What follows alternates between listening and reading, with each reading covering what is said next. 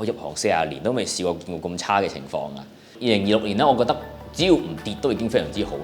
而家淨係得一個辦法啫，就係價錢冇夠啦。其實香港樓只需要同內地樓比就得㗎啦。你只要比內地樓好咧，就自然會有人嚟買㗎啦。呢個真係好多發展商都問我，佢話起啲咩樓，究竟內地買家先中意咧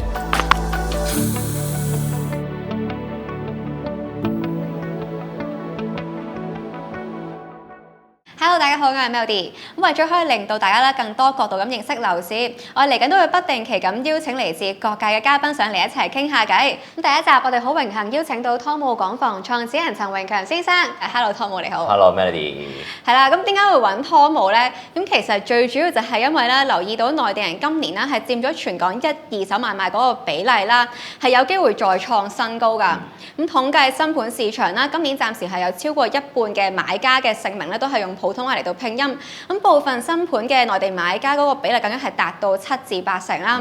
咁呢一批買家都成為今年樓市一個好大嘅支撐。咁而湯姆嘅工作主要就係向內地人去銷售香港嘅物業啦。咁喺內地 social media 都非常之受歡迎。咁所以知道你都好熟悉內地人嚟香港買樓嗰個心態啦。咁所以咧都想揾嚟傾下，即係預計嚟緊香港嗰個樓市係咪都會繼續係由內地嘅買家嚟到支撐啦？而佢哋對於未來嗰個樓市又會有幾大嘅影響啦？咁陣間咧都會同湯姆你一齊傾下呢啲話題咁樣啦。正式討論呢個市況之前啦，咁我諗好多觀眾咧其實都想再深入啲了解多啲你嘅背景啦。即係嗱，我知道你係嚟自一個珠海嘅高材生啦，本身係讀醫仲做過醫生嘅。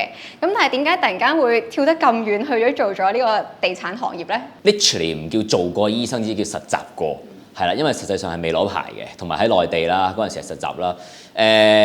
因為其實中間有少少轉折點咧，就係我嚟咗香港讀完個 master 之後，咁跟住 master 我都係讀 public health 嘅，咁我undergrad 就係讀呢一個 Bachelor of Medicine 啦咁樣啦。咁但係嚟到香港之後，我當時揾工第一份工其實反而去咗廣告公司，係啦。咁當時係即係總之參加一啲比賽或者識啲人，咁樣就咁啱就攞咗個 offer。咁諗住做嘢做咗先啦，跟住發覺份工都 OK 喎，咁咪做住先咁樣咯。因為嗰陣時其實係唔可以喺香港執業嘅，係未有呢條例嘅。咁嗰陣時你 either 就係翻去內地做嘢，或者係留喺香港。咁我比較中意玩啊。但係你話點樣去做到地產呢？就係因為當時我諗係大概疫情啦。疫情之後就你都知，其實成個行業好多生意都開始慢慢冇以前咁好咁。因為我喺度諗緊啲咩可以做呢？不如試下做 social media 啦，都幾得意嘅，同埋呢樣嘢都幾啱我哋呢一啲後生好零成本地去發揮去做啦。咁於是乎我就諗香港啲咩 topic 有啲咩content column 係可以做到呢一樣嘢嘅呢？吃喝玩樂衣食住行啊，最後就諗好似住呢樣嘢都幾得意喎。但係開始唔諗住賣樓嘅，係諗住純粹 share 關於香港住嘅呢一方面嘅 information， 或者一啲得意嘅 gimmick 嘅嘢咁樣。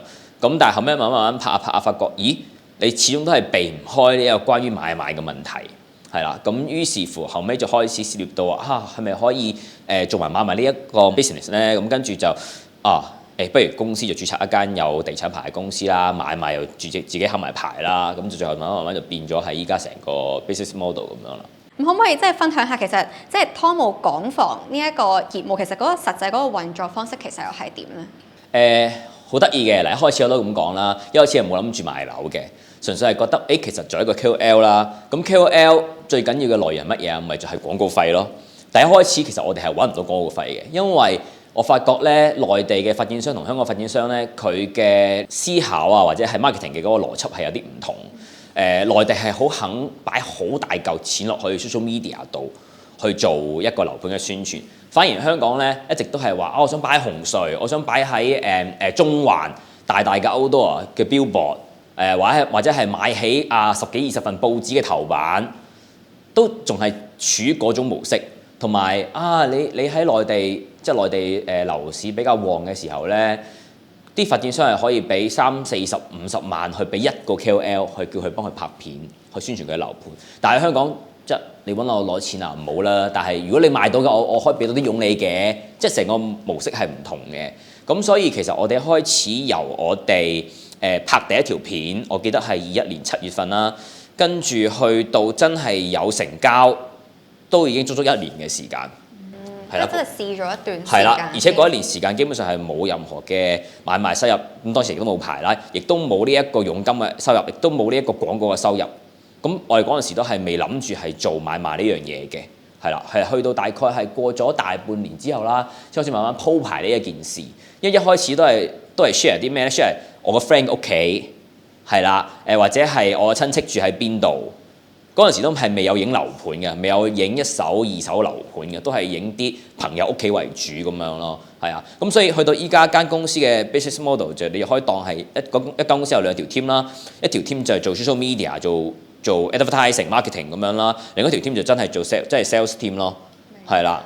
咁大概公司依家可能有50人左右啦。其實依家傳統嘅行業都好犀利，因為其實你見大家都開始拍片咧，咁其實佢哋人係好多噶嘛，咁我哋係得我諗先，我哋依家可能有6-7個 KOL 啦，真係成型嘅，咁其實係數量上肯定唔夠噶啦，咁同埋佢哋本身又有好勁嘅 website 啦，有街鋪啦，甚至乎佢哋可以喺樓盤嘅下邊去派傳單啦，咁呢啲我哋做唔到嘛，唔係我哋唔想做，我哋冇呢個人力物力去做，咁所以其實我哋公司一間地鋪都冇嘅，我哋係得 office 嘅啫，咁我哋亦都冇 website 嘅，其實 social media 就我哋個 website 咯。咁我哋嘅可以依靠嘅就淨係得呢啲，係啦。咁所以我哋嘅掣肘係比較多嘅，係啦。咁我哋就，但係變相我哋可以比較專心 focus 嚟淨係按呢幾樣嘢咯，就唔會太分心地諗埋其他唔同嘅嘢咁樣。你覺得根據而家成個網絡大趨勢啦，拍片去賣樓係咪一個必要做嘅嘢嚟嘅咧？係咪一個必要嘅技能咧？我就話，我諗呢樣嘢係涉及到啱先我講嘅嗰樣嘢，最重要嘅就係你依家點樣可以識到一啲客人翻嚟，攞到啲客翻嚟。咁拍片係咪真係重要呢？其實大行都好啦，佢哋個 website 度有好多片嘅，非常之多嘅片。咁其實傳統大家都已經做開咗。twist 一下呢個問題，應該係拍片擺喺內地嘅網站係咪必要呢？我覺得係必要嘅，因為依家大部分嘅新盤又好啦，甚至乎其實最近嘅一個數據就係1到10月份都有成11000宗成交係 under 呢一個普通話嘅名嘅拼音嘅一個買家入邊啊嘛。咁如果你係唔做呢一個範疇嘅客得唔得呢？都得，冇問題。咁但係如果你有又何樂而不為呢？咁所以我就覺得，如果大家係真係想做嘅，依家做都未遲嘅，係啦。因為其實我相信啦嚇，呢11000個成交入邊，真係話透過睇啲人拍片去成交嘅，其實可能1/10都冇。始終都係大部分都係跟翻原始嘅可能行入街鋪度買，或者我有個朋友喺邊間地產鋪度買，肯定係嗰類型係更加多為主。拍片係一個 bonus 咯，即係幫自己嘅物業幫自己公司加分嘅。係啦。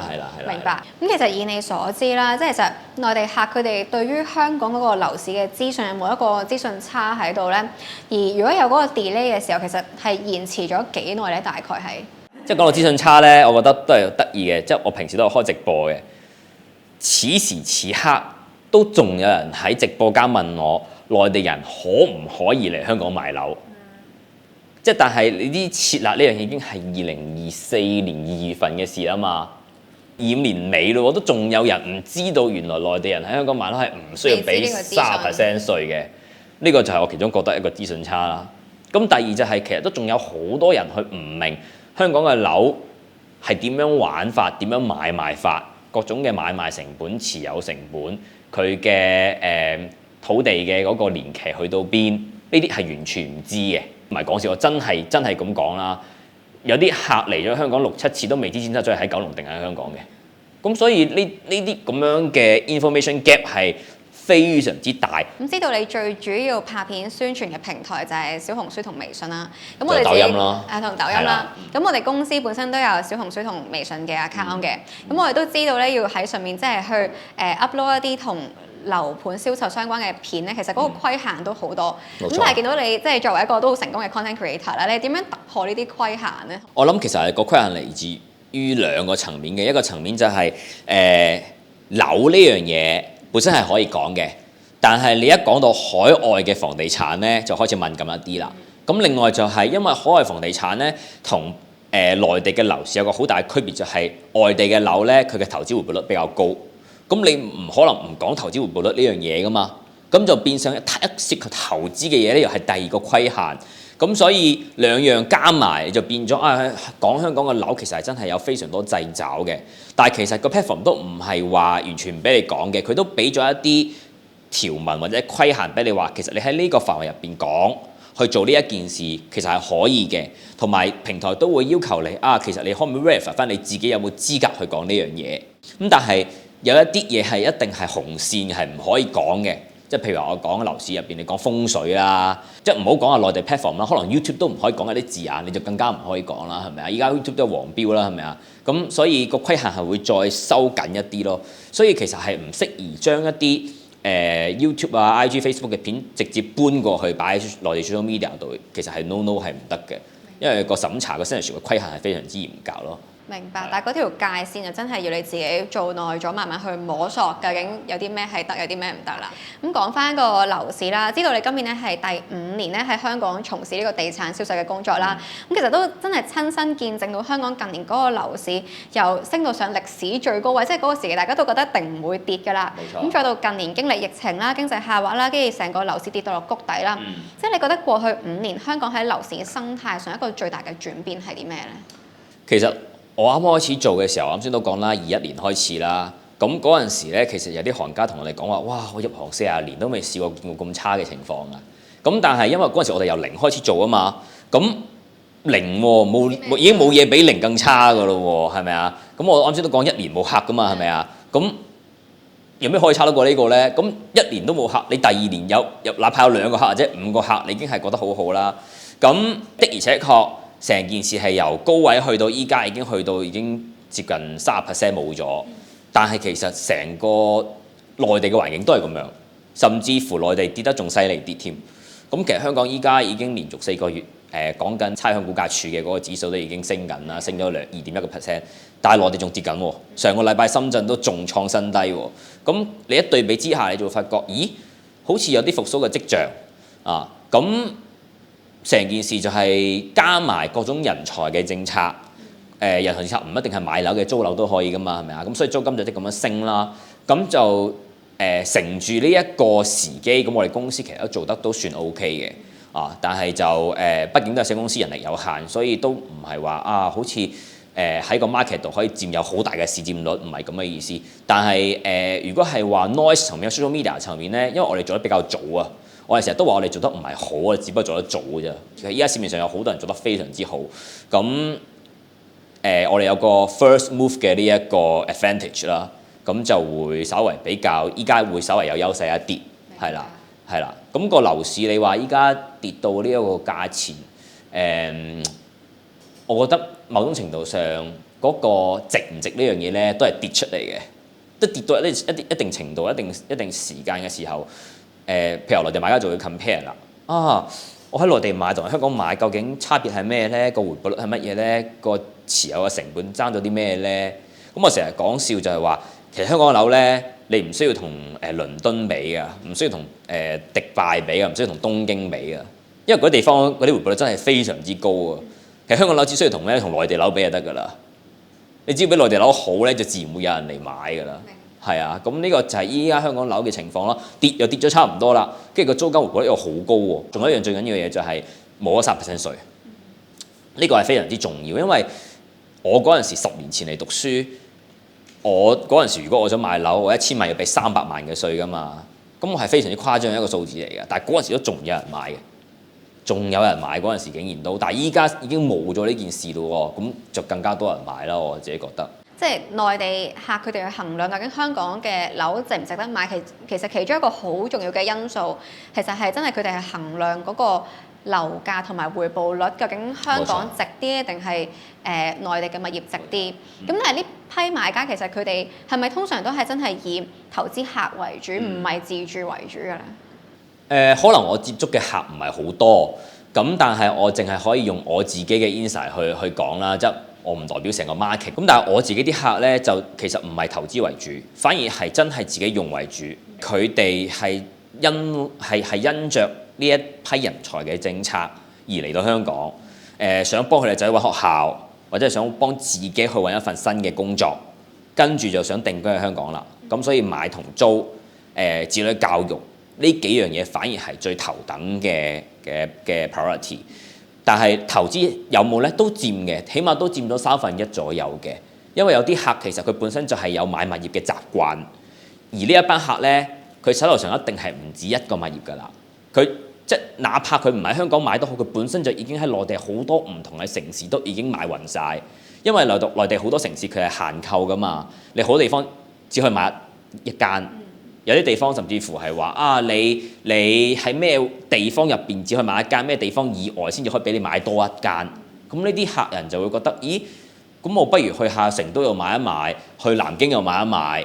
只不過依家佢打開咗佢嘅新世界，就係話啊，原來喺香港都可以買喎，發現新大陸咯。咁發覺，咦？咁我不如過嚟都買一啲試下咯。所以喺香港買呢一層樓咧，唔係佢全部嘅資產嚟嘅，只不過佢全部淨係其中一小部分。咁即係見到，譬如數據上都觀察到啦，其實近2年香港個樓市嗰個內地買家數量係大幅增加。咁舊年個數其實已經創咗歷史嘅新高㗎啦，係按年升咗90%。冇錯。咁而截至今年10月咧，其實內地買家入市嗰個宗數都逼近舊年全年嗰個數字啦。咁估計都會再創歷史新高啦。即係以你嘅角度咧，你覺得係咩原因令到內地買家個數量大幅增加咧？因為錢係跟住人去流動嘅，所以我覺得最大嘅原因就係因為人嚟咗香港。呢個係第一個因素，第二個因素就係設立。呢兩樣嘢係最重要嘅，基本上除咗呢兩樣之外冇其他嘅因素㗎啦。因為呢兩個原因求其攞就一個都做唔到依家呢種情況啦。即係如果人唔嚟，你純粹設立，但係我冇咁多高才優才啊，呢啲 ING 嘅一啲簽證批到俾呢班啱嚟港嘅人士啦。唔會有咁多我哋所謂嘅剛需嘅需求入市嘅。咁另外一方面啦，好啦，我批晒呢一啲 Visa 俾你啦，但係我都係有30% 稅，亦都唔會有人買，所以呢樣嘢係我覺得係一個組合拳嚟嘅，係做得非常之有效果啦。即係講到政策嗰方面啦，咁早排都有人即係提議政府要推出呢個購房通啦，咁就引北水嚟香港買樓，但係最後都唔成事。咁其實按而家嘅數據係咪都反映到其實根本就唔係好需要呢一類嘅政策，其實都已經可以引到北水嚟買樓。我諗呢個購房通嘅嗰個原意係好嘅，因為的而且確呢一班買家嚟到香港，如果真係有自住需求嘅，咁佢係真係需要一個環節、一個辦法去令到佢可以攞到個首期落嚟香港買樓。咁呢個係一啦。咁第二係，與此同時你有眼見，咦？發覺其實就算冇購房通都好啦，依家個市面都已經多咗咁多內地人買家買，係啦。咁其實係咪真係需要一個再所謂嘅除咗設立之外嘅我哋所謂嘅加糖嘅呢一個政策呢？可能好似真係唔需要喎。哇！如果出年又好似咁樣嘅升勢，即係咁樣嘅購買量啦，我唔好講個樓市升定跌啦。如果出年嘅購買量係咁大，又大啲啦，或者甚至乎再後年又再大啲嘅話，我甚至乎可能諗緊會唔會仲要加翻辣添。係啊，呢件事就係比較得意嘅就係其實依家都已經買咗咁多啦。係咪有必要再吸引更加多嘅呢一個投資者入嚟香港呢個樓市呢？即係香港個樓市所謂嘅泡沫啦，好難得地由呢個全球前3位咁高又跌翻落嚟少少，依家咁又最新有個研究就話香港啲樓市泡沫縮翻細啦咁樣啊，咁好難得喎，健康咗喎，咁有冇必要再用呢個購房通呢？好似依家大家諗住好似真係冇乜特別嘅迫切嘅需要咯，係啊。按現時嘅趨勢啦，其實你預計即係未來1至2年甚至5年，其實內地人嚟香港買樓呢個趨勢係咪都會延續落去，同埋都會唔會增加咧？繼續。嗱，如果係維持我啱先講嘅呢2點非常重要嘅，一就係設立，二就係呢一個 Visa 即係人才嘅簽證。如果呢樣嘢係可以維持落去嘅，咁我諗嗰個 momentum 係可以 keep 到嘅。但係如果話呢兩樣嘢求其冇咗一樣，或者求其收緊一樣，都會極大地影響到成個樓市嘅嗰個內地買家入市嘅意欲，同埋嗰個量又好啦，嗰個樓價即係買嘅樓價又好啦。我諗呢樣嘢係最緊要嘅2個決定性嘅因素咯。我想問，譬如香港嘅嗰成個息口走勢咧，其實本身對於內地人佢哋嗰個入市嗰個意欲有冇影響啊？入市嘅意欲咧，影響係一定有嘅，但係以我嘅了解咧，內地買樓不嬲嘅嗰個利息咧都係高㗎啦，即係唔會好似香港咁有陣時低到1點幾、2.幾%實際嗰個供樓嘅利息，有陣時內地可能係3或者4% 咁樣。所以其實你話依家呢一刻去買樓，依家呢一個按揭嘅呢一個利息嘅水平，對於佢哋嚟講，佢哋好似習以為常咁樣啦。即係可能我哋喺香港慣咗就係哇2%，以前2%，突然之間3啊其實我哋之前係俾人縱慣咗啫，係因為太低啊嘛。咁但係嗱，如果美國減息，香港跟住減息咧，呢個係一個好消息嚟嘅。咁一定會帶動到個市場嘅嗰個氛圍啊。咁我唔理你 care 唔 care 呢個啦，但係大家都咁講嘅時候就發覺，咦好似真係有啲上升嘅趨勢喎。咁同埋 at the end 我都咁講啦，雖然係好多內地人嚟買樓，但係你睇翻個成交數據，即係香港始終係香港人嘅香港啊嘛，即係香港人買嘅樓一定係會多過內地人噶嘛。咁只要呢一個減息嘅呢一個新聞可以影響到本地買家，自然就會帶動到外來嘅買家對呢個樓市嘅睇法。明白。係啦，你話有冇直接影響呢？冇嘅，間接影響一定有咯。其實一般內地人嚟香港買樓，其實佢哋係以啲咩準則去揀樓呢？即係譬如佢哋中意咩類型嘅單位為主？兩樣嘢係首要考慮，一個就係交通，第二個就係學校。因為內地係有學區房呢樣嘢嘅，但係香港其實呢個定義就比較模糊啲啦。因為香港你買樓又得，租樓又得，我哋有住址證明就得啊嘛。咁同埋香港有好多所謂嘅直資啊，或者係私立學校係唔需要地址都可以讀到嘛。但係內地呢，對呢個學區房嘅呢一樣嘢係會比較我哋所謂嘅根深蒂固少少嘅嗰個 mindset。咁呢個係一，所以佢哋一嚟就話有冇啲附近有好學校嘅樓可以揾得到。第二就係交通。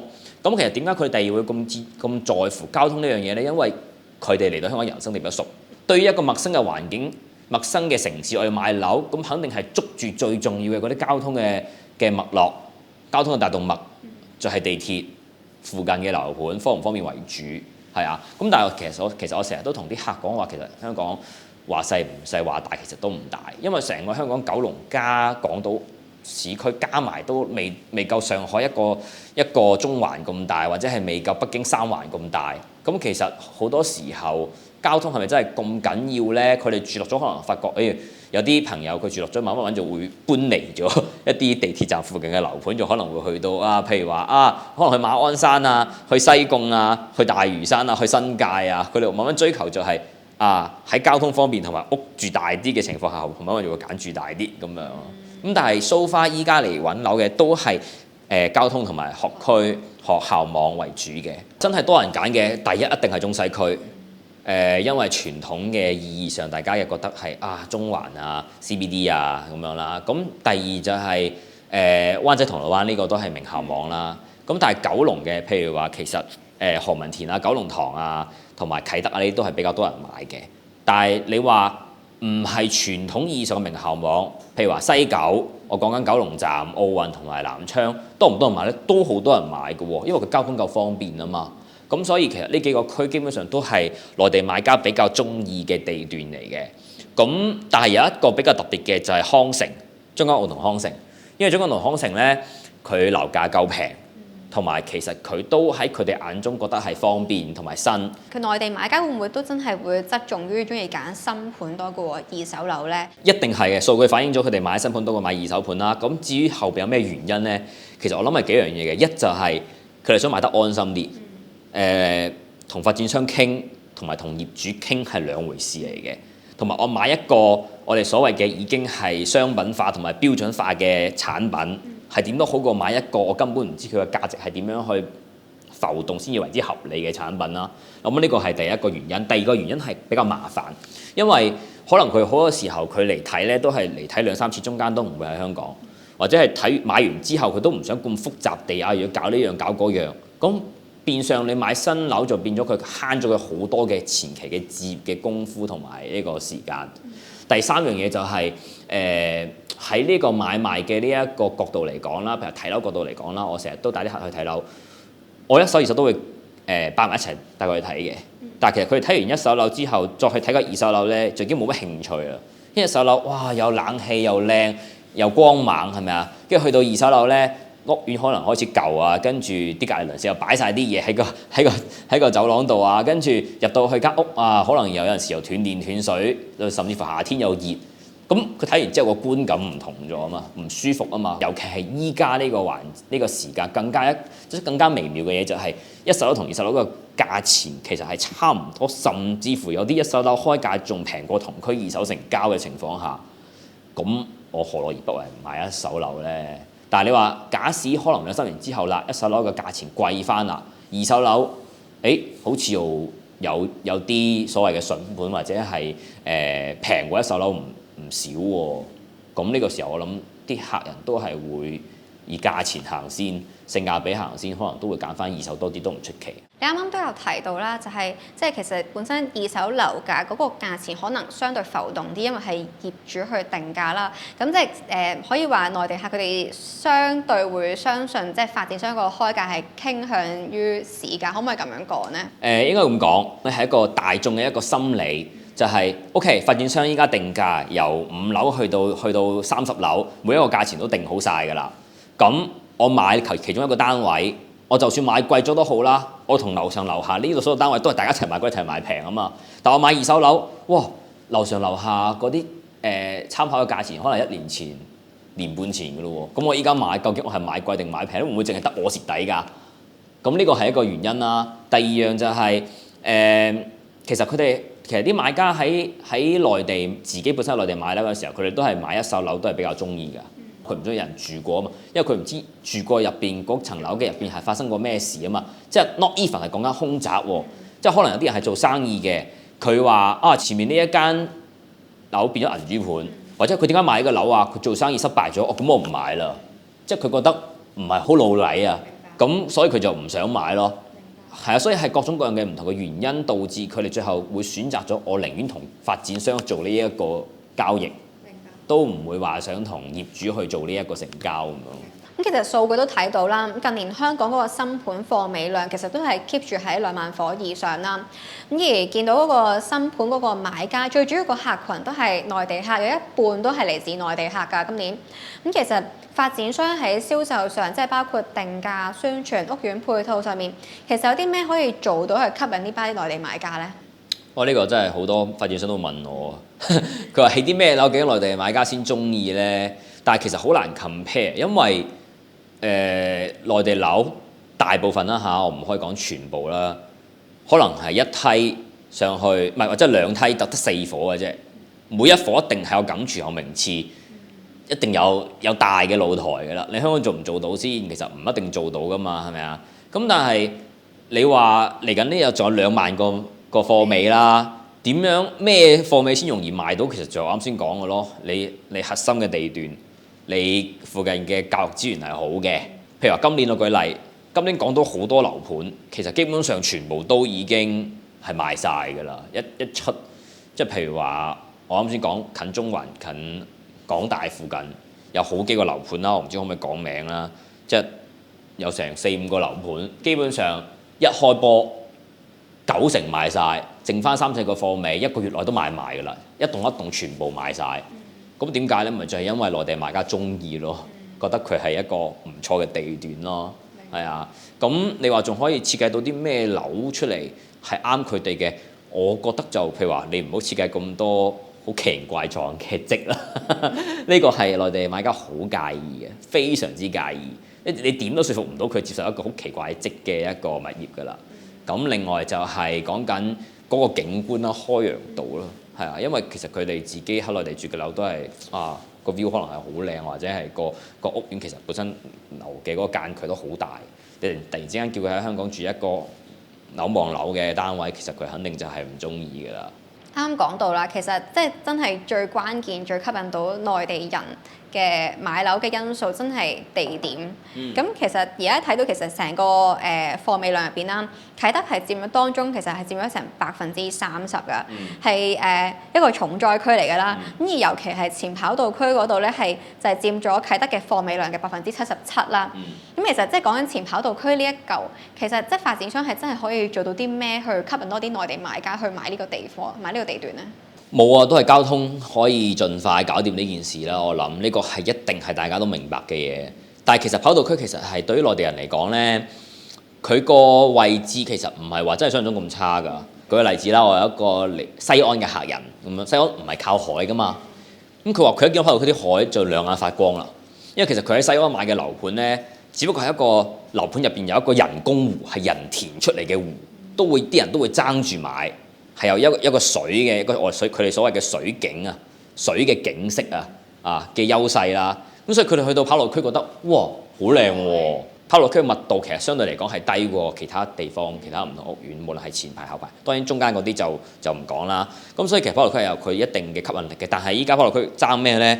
首先就係爭交通啦，第二就係爭食肆啦、零售啦。因為其實喺我哋行內就覺得，其實跑道區雖然都叫啟德，但係其實佢跑道區啟德同埋城中心嘅啟德其實係兩個啟德嚟㗎嘛，係啊。但係百貨應百客嘅。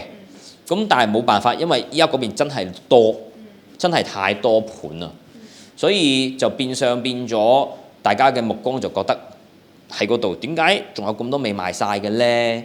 即係如果可能調翻轉，即係當然無後悔藥啦。但係你話10年前啦，攞翻嚿地啦，如果依家再起，有冇必要起咁細嘅單位起咁多伙呢？呢個就我自己嘅問題咯。譬如話當年貝沙灣其實都唔方便㗎。但係佢做到成個屋苑好 high end， 咁成件事咪搞得掂咯，係咪啊？只不過依家你預着個樓市又唔好，但係而且嗰個 product 本身可能同當時諗嘅有出入，咁就變咗依家淨係得一個辦法啫，就係價錢冇夠啦。係啊，就只有靠不斷地用價錢去打價戰，去令到啲買家覺得呢度好抵。因為老實説，我呢邊跑道區單位2房，可能依家講緊700萬。但係可能去到中間好近地鐵站嘅就已經去到1100、1200萬，中間都爭成400-500萬嘅喎。我講笑咁講，日日搭的士都搭唔到400-500萬啦，係咪啊？即係咁講咯，係啊。到最後啦，咁想問下你點樣睇？即係嚟緊2026年啦，成個香港嗰個樓價、成個大市嗰個走勢將會係點樣啊？我覺得2026年就唔會話真係好似港股咁樣反彈得咁犀利嘅。只要唔跌都已經非常之好咯。只要個政策仍然喺度，個辣仍然係撤走咗，我又唔擔心冇投資者會嚟，或者係冇真係嘅買家用家會嚟。只要一個地方持續會吸收到一啲人才嚟到呢個地方，無論係暫住又好，長期逗留居住又好，只要有人嚟，就會有一定嘅 percentage 就會有人去買樓啊。咁我覺得呢個樓市唔應該用升或者跌去衡量好與唔好，應該係以健康與唔健康去衡量好與唔好咯。只要係健康嘅樓市，我覺得就係一個好嘅樓市。好啦，咁今日好多謝晒湯姆嚟上嚟接受我哋嘅訪問啦，都令我哋真係加深了解到內地人嚟香港買樓嗰個趨勢同埋心態。今日多謝晒你，好，多謝你邀請，拜拜。